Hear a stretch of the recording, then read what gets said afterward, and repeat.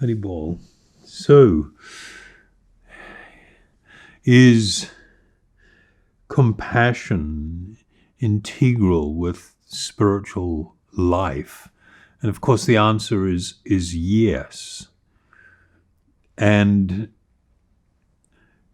it's actually interesting why it's an integral part of spiritual life. Spiritual life means me discovering the actual my actual spiritual nature, who I am. The yogic or Vedic understanding was, of course, that you are an eternal spiritual being temporarily residing within this body. This is not your home. This is not who you are. This is a temporary experience, and you will leave this body. The material condition is described as being the idea that this body identifies who I am. It is me, the state of my mind, my desires, the type of body I have actually gives me an identity. That is the foundation for almost all unhappiness. But that's another subject. I'll just make mention of that here.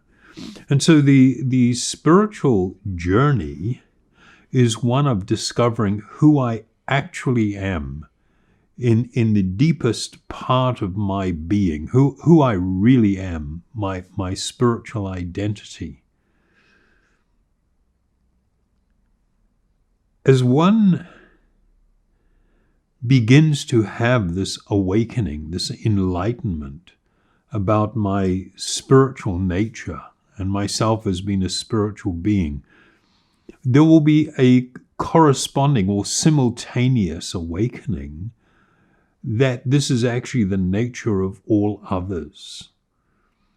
And what that will do is begin to eradicate the idea of distinctions or differences based solely on the body and bodily identity.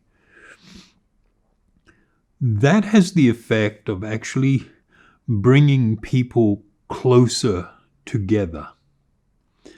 And that closeness becomes manifest in this compassionate nature.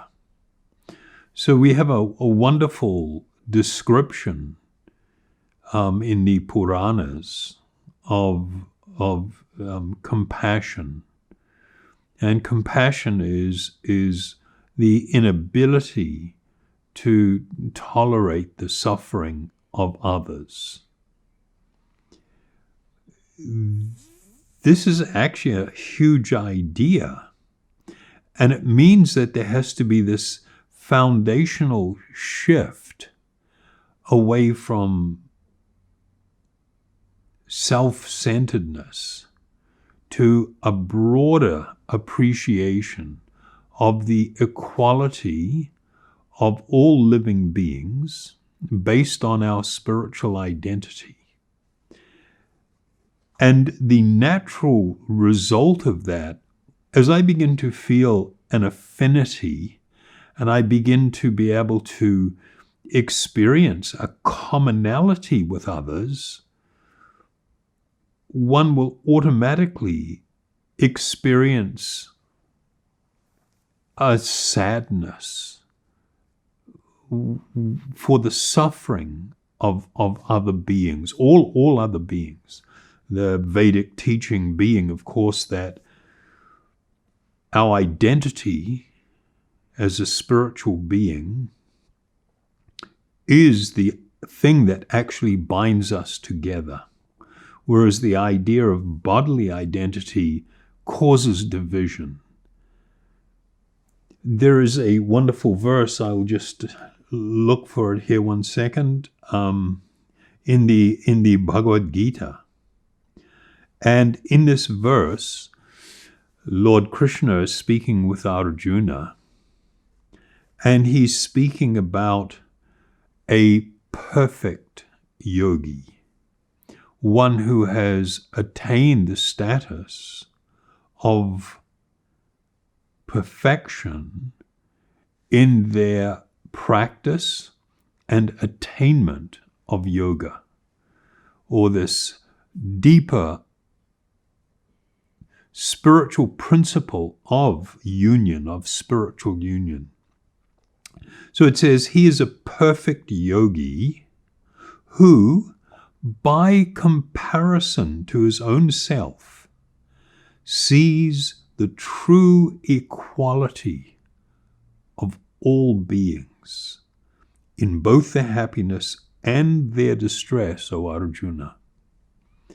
So I'll read this again in a minute, but let's just reflect on something. It says that the foundation of this equality of all living beings has its foundation first in my own growing understanding and appreciation and beginning to live the reality that I'm an eternal spiritual being. And then by comparison, when I look at other living beings and I consider them in the light of what I am experiencing, that I see that we all go through the same things. We are all in the same situation. That the experiences of temporary material happiness and distress that makes it so people just are constantly seeking fulfillment, seeking happiness, through that which is material, that this always leads ultimately to an unhappiness. And for the yogi, the perfect yogi, as is stated here, who begins to have this experience of enlightenment and the realization of my own eternal and true spiritual being and nature. And along with that, there is simultaneously an awakening of this experience of my eternal kinship, big words, eternal kinship with the Supreme Soul, and the utter delight and this deepest ocean of spiritual happiness and spiritual love that arises from that experience. By virtue of that, the perfect yogi then looks upon all other living beings and instantly is in recognition of what it is that is lacking, what it is that everyone is seeking, that everyone is desiring, that everyone is aspiring for, that same experience that we all have can be utterly fulfilled. That desire, those desires, deep spiritual desires actually, can be completely realized when I undertake this spiritual process, the process of self-discovery. And that process of self-discovery is not a selfish thing, and that it is just, me and my little dimension. I mean, we've entered a time pretty much unlike any other time in previously in history, where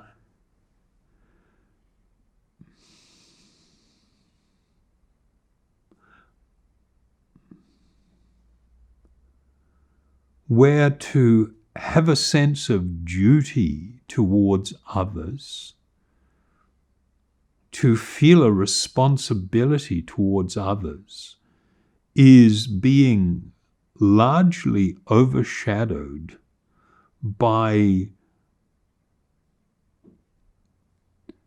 a philosophy of being increasingly self-centered.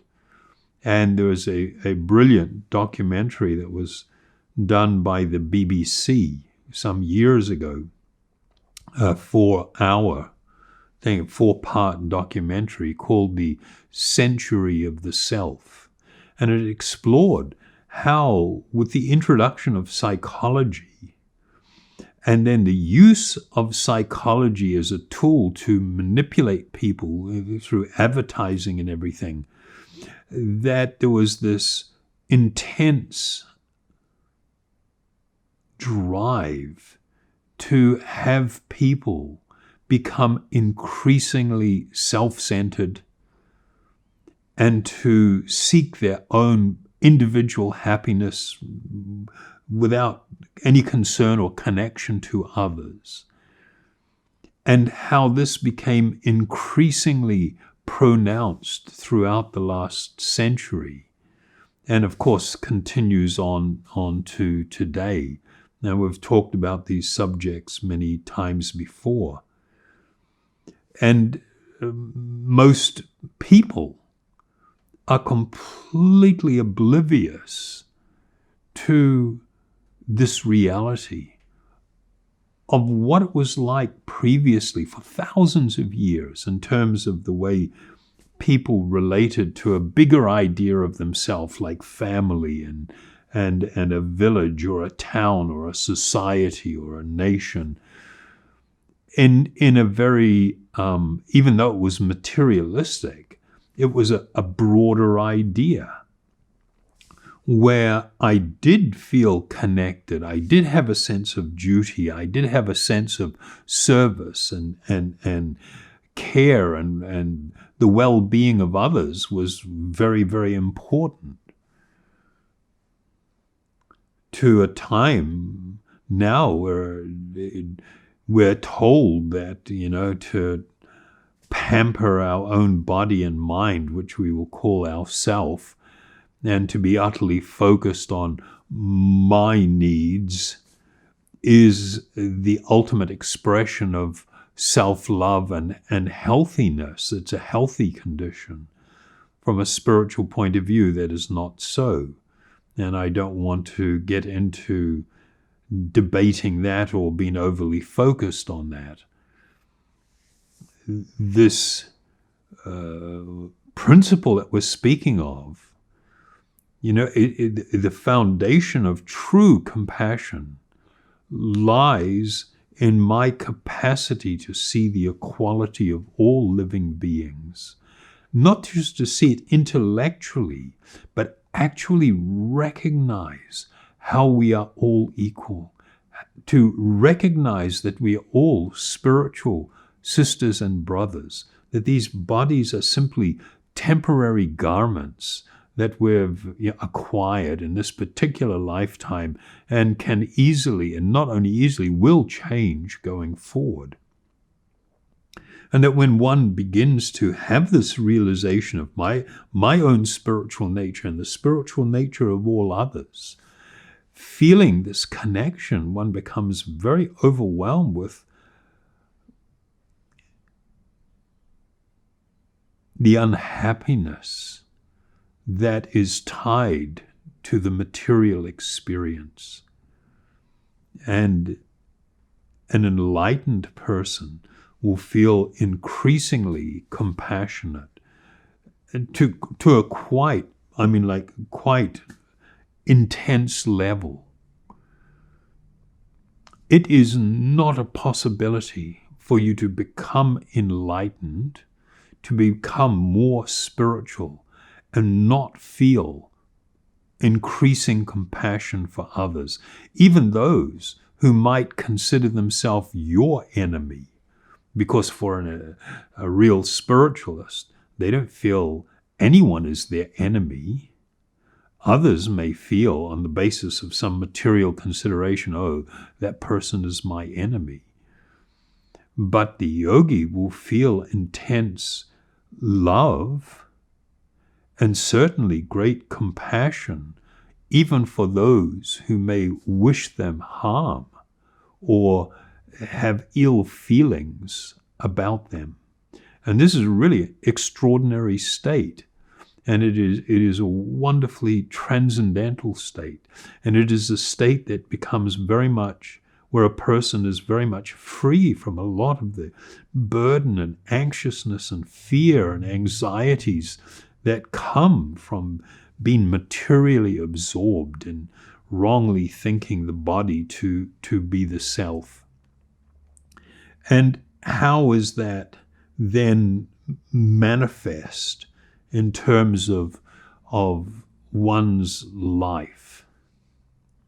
The great Chaitanya Mahaprabhu, over 500 years ago, he is considered the father of the Kirtan movement. It was him who brought an intense focus to very ancient Vedic teaching, that it is through this chanting of these transcendental sounds, Harir Nam, Harir Nam, Harir Nam Iva Kevalam. It is the only way, Kalo Nashteva Nashteva Nashteva Gatiranyata, that it is in this time and age, this is the prime means for spiritual enlightenment and to be delivered from the great unhappiness that is connected to material life and material existence. So he gave these two instructions. He said that the highest responsibility a person has is for their own self-realization, that your advancing spiritually and the cultivation of this deep state of spiritual love is the first responsibility of every person. And then somebody will go, well, isn't that selfishness? Isn't that self-centeredness? And the answer is absolutely not, when you see what flows from it. And immediately after stating what is the prime duty of every person, he then stated, it is the duty of every living being to perform welfare activities for the benefit of others with his life, wealth, intelligence, and words. By his work, thoughts, and words, an intelligent person must perform actions which will be beneficial for all living entities in this life and in the next. So in that statement, we see that there is not this artificial idea that if I am pursuing that which is spiritual, I have no need to be concerned about people's material welfare and whatever it is that they're struggling with and going through at this time in their life. We understand that the focus must be, yes, to show kindness and to help those, all others, and both in this lifetime and going forward for their eternal spiritual well-being. And this is really the way in which true compassion is manifest. And that compassion is inseparable from enlightenment. Inseparable. It is not possible to gain spiritual insight and enlightenment, to be more spiritually advanced and to be more self-centered. Doesn't work. It's not, it is oil and water. They cannot really mix, not naturally anyway. One, they will tend to always remain separate. One floats upon the other. And so in that manner, there is always going to be this separation between self-centeredness and the idea of actual compassion, of care and love for all others.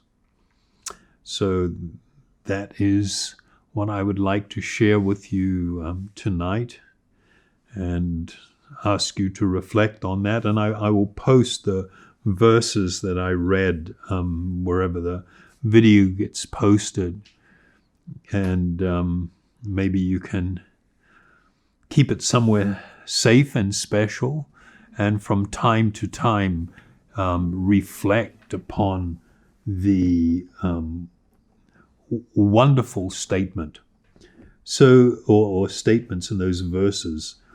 So I will invite you to join with me in chanting these sacred sounds, Om Hari Om, which is the great means for self-realization, for spiritual enlightenment. Thank you very much.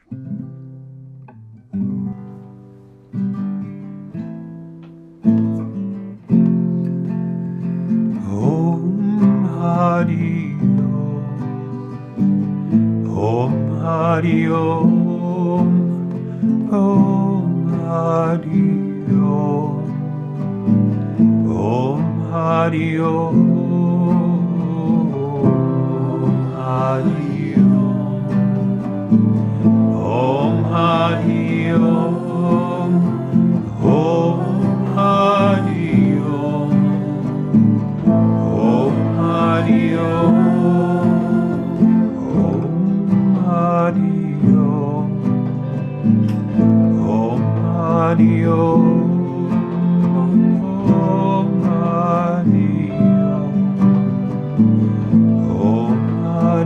Om, Om Hari Om.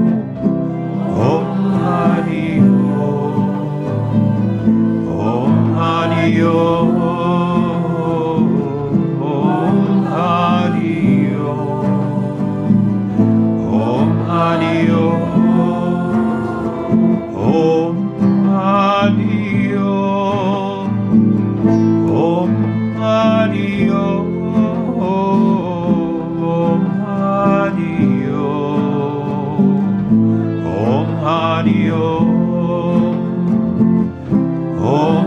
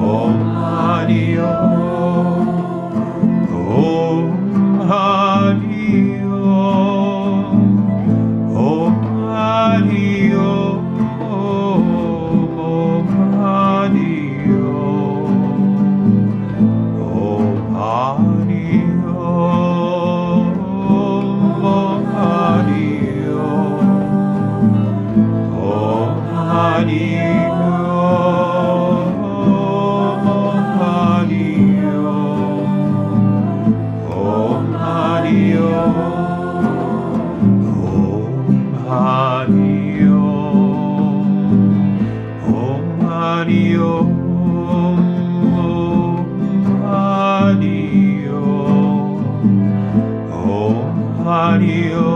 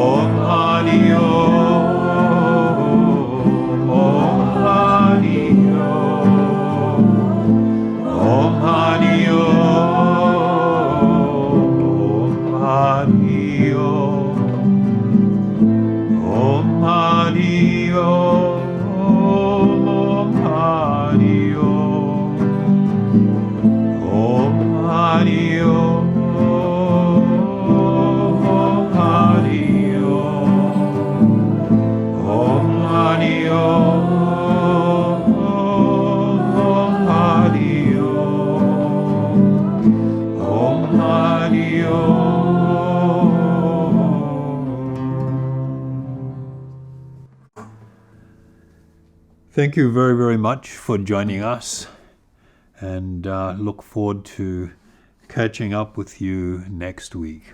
Haribol.